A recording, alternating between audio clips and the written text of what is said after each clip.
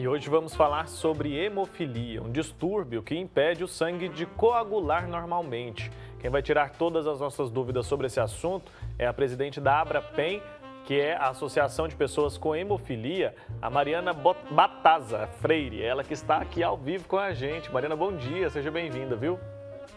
Bom dia, Wilker. Obrigada pela oportunidade de estar aqui mais uma vez. A gente que agradece, viu, pela sua participação, por ter aceitado esse nosso convite, viu? Eu queria que você começasse explicando para a gente, explicando para quem está em casa, o que é a hemofilia. Então, a hemofilia, ela é um distúrbio da coagulação, no qual a pessoa já nasce com essa doença.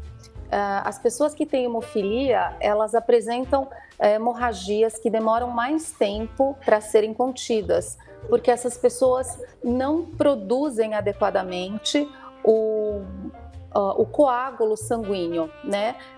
Essas pessoas não têm uma proteína do sangue, que no caso é o fator 8 para as pessoas que têm hemofilia A, ou o fator 9 para as pessoas que têm hemofilia B, e elas não conseguem coagular o sangue da forma correta como as outras pessoas conseguem. E quem tem hemofilia normalmente tem sangramentos dentro das articulações e dentro dos músculos.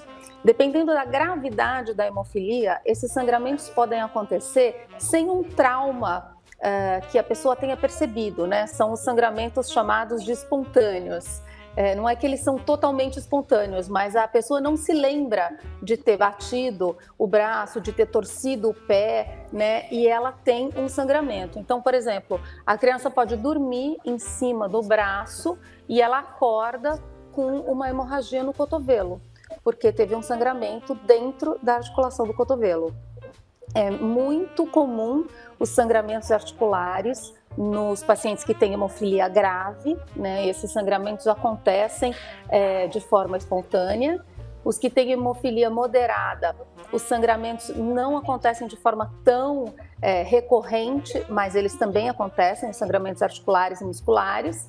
E as pessoas que têm hemofilia leve, aí eles vão ter sangramentos mais em questões de trauma, tratamentos dentários ou cirurgias, pequenas cirurgias.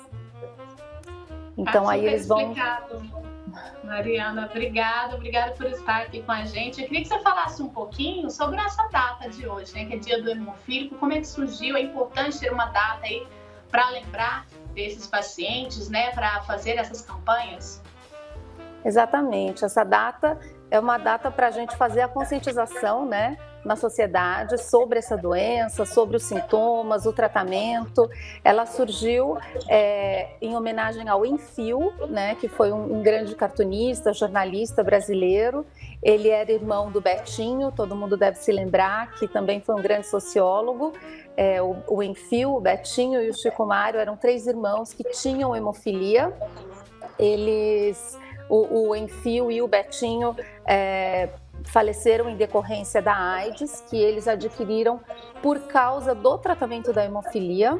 Na época do tratamento deles, o tratamento da hemofilia ainda era muito precário, muito diferente do que é hoje, e a medicação não tinha inativação viral, e foi quando surgiu a AIDS. Nessa ocasião, na década de 80, né, no mundo todo, os pacientes com hemofilia foram infectados com AIDS. Foi uma grande tragédia mundial, né? E muitos faleceram em decorrência da AIDS. E dia 4 de janeiro é a data de falecimento do Enfio. Então, esse dia foi usado como o dia de conscientização da hemofilia no Brasil. Que tristeza, né, que isso tenha acontecido. Fala um pouco mais pra gente, então, sobre como esse tratamento é realizado hoje em dia. De fato, graças a Deus, o tratamento melhorou muito no mundo, melhorou muito também no Brasil, né? Hoje a medicação que a gente usa é uma medicação toda com inativação viral, né? Não existe mais esse risco de contaminação viral. Uma parte da medicação ela já é sintética, alguns pacientes usam medicação feita por engenharia genética, então o fator 8 de alguns dos pacientes até 37 anos, mais ou menos, é o fator 8 que a gente chama de recombinante, e os demais usam o fator 8 plasmático, mas com inativação viral. O fator 9 também é plasmático, e ele é todo provido pelo governo federal através dos hemocentros do SUS. Todo o tratamento é feito pelo SUS, né? E nos hemocentros, que são os que têm centros de tratamento de hemofilia. O tratamento ele deve ser feito preventivamente, né, nas pessoas que têm hemofilia grave ou as que têm hemofilia com sintomas de grave, né, aqueles que são moderadamente graves, e consiste na reposição antecipada do fator, né? Eles têm que fazer a reposição do fator antes de ter o sangramento, porque uma vez que já existiu um sangramento numa articulação, a chance de haver um próximo é muito maior. E aí vira uma progressão geométrica, né? Depois que já teve um, a chance aumenta para ter o segundo, e aí teve o segundo, a chance aumenta, e esses sangramentos levam a degenerações articulares que são irreversíveis. Então, o tratamento tem que ser preventivo. Mas não é só um tratamento baseado nessa reposição da medicação, né? O paciente também tem que fazer um tratamento multidisciplinar, né? Ele tem que fazer consultas regulares com o hematologista, com o fisioterapeuta, para avaliar a função articular, né? A saúde articular, porque é muito delicado, é muito frágil, né? Muitas vezes ele não sente que aquela articulação está deteriorando. De um ano para o outro, ele pode não sentir a diferença, mas aquela deterioração, ela está acontecendo internamente. Então, são necessárias essas avaliações fisioterapêuticas. Ele também deve fazer o acompanhamento com um dentista que é especializado, né, em coagulopatias, né? E, enfim, existe toda uma equipe multiprofissional que deve acompanhar esse paciente. E essa equipe deve estar nesses centros de tratamento de hemofilia. Certo. Mariana, você é presidente da associação, né, de pessoas com hemofilia. Fala pra gente um pouquinho sobre o trabalho da associação, qual é o tipo de auxílio que vocês fazem para as pessoas que têm esse tipo de problema. Está aberto para o público de todo o Brasil? Como é que funciona? Sim, nós estamos abertos para os pacientes de todo o Brasil. O nosso objetivo é facilitar a vida das pessoas com hemofilia, e a gente oferece um trabalho principalmente de informação, né, aos pacientes, né, do que se chama de empoderamento. É uma palavra que ficou até um pouco mal usada, mas é exatamente isso, né? A gente informa os pacientes sobre os seus direitos, né? A gente defende os direitos dos pacientes em relação ao que eles podem, né, e devem receber. Então, em relação à informação, a gente oferece para eles, né, quais são os direitos deles, porque, infelizmente, a maioria das pessoas não conhece os seus próprios direitos. O Brasil tem muitas leis que são excelentes, mas que são desconhecidas ou que não são cumpridas por N motivos, né? Então, a gente faz esse papel. Muitas vezes os próprios profissionais também não conhecem, né, os direitos dos pacientes.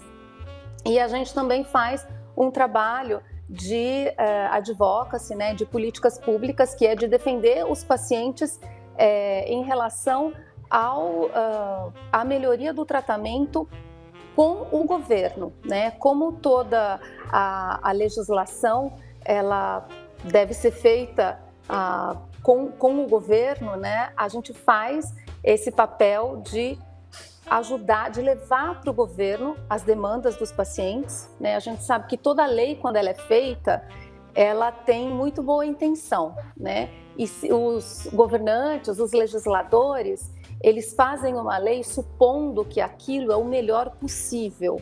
E naquele momento provavelmente é. Mas quando ela entra em vigor, o que acontece lá na ponta, lá com o paciente, muitas vezes não é exatamente aquilo que se supunha no início.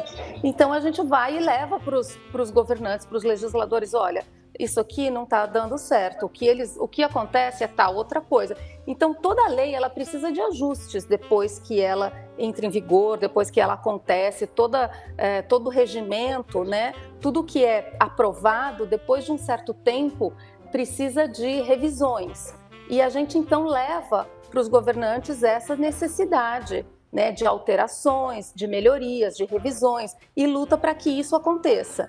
Então, a gente tem que estar em constante relacionamento com os pacientes, com os familiares, com os profissionais de saúde e com o governo, né, para poder entender quais são as demandas, quais são as necessidades, quais são as formas, né, de propor melhorias. Então, são essas três frentes, né, tanto a do advocacy, de lutar por melhorias nas políticas públicas, quanto a questão da informação, né, e do empoderamento dos pacientes e dos familiares e a informação para os profissionais de saúde.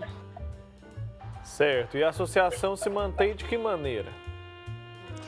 Então, para a gente fazer tudo isso, né, como que a gente faz isso? A gente faz através de programas, a gente cria eventos para os pacientes, a gente cria materiais informativos para os pacientes que a gente envia para eles. A gente, o ano passado, né, fez um jogo de tabuleiro para as crianças aprenderem como elas fazem o tratamento. Então, assim, todos esses projetos, né, que têm esses objetivos de ensinar como faz o tratamento, de mostrar quais são os direitos, tudo isso tem um custo.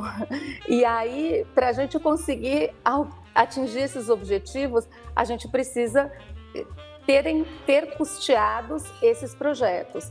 A gente vive basicamente de doações e patrocínios, né? Então, são patrocínios da indústria, principalmente da indústria farmacêutica, né, que produz as medicações para hemofilia, e também doações de pessoas físicas e pessoas jurídicas, né? Então, a gente faz muitas campanhas pedindo as doações, porque normalmente os projetos eles têm um valor que é quando o dinheiro do patrocínio ele é atrelado àquele projeto, eu só posso usar naquele projeto.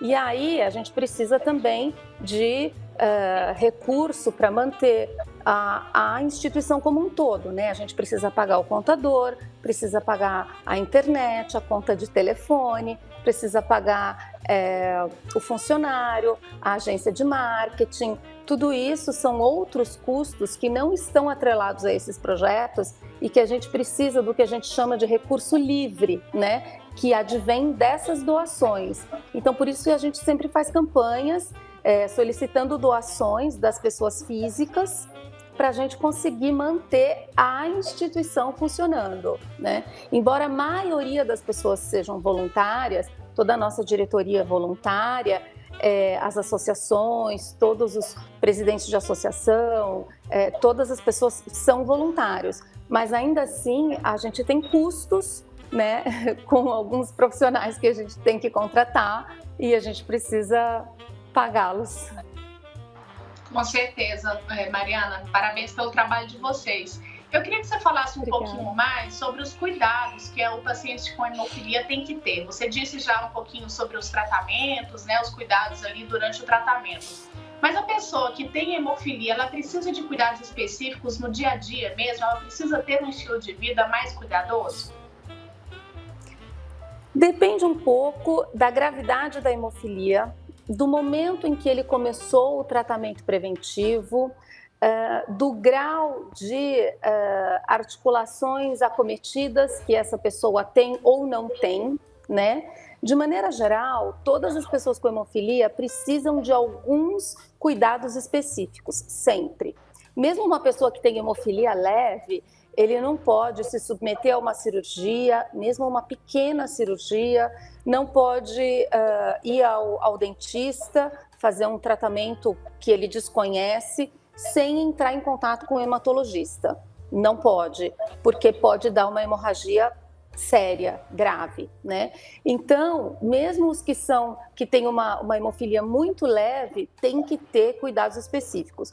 Já os que têm hemofilia grave, ainda mais, né? Então, além desses cuidados, por exemplo, eles têm que fazer a infusão preventiva, além daquele tratamento, né, cotidiano. Por exemplo, alguns fazem a infusão 3 vezes por semana, né, ou dias alternados.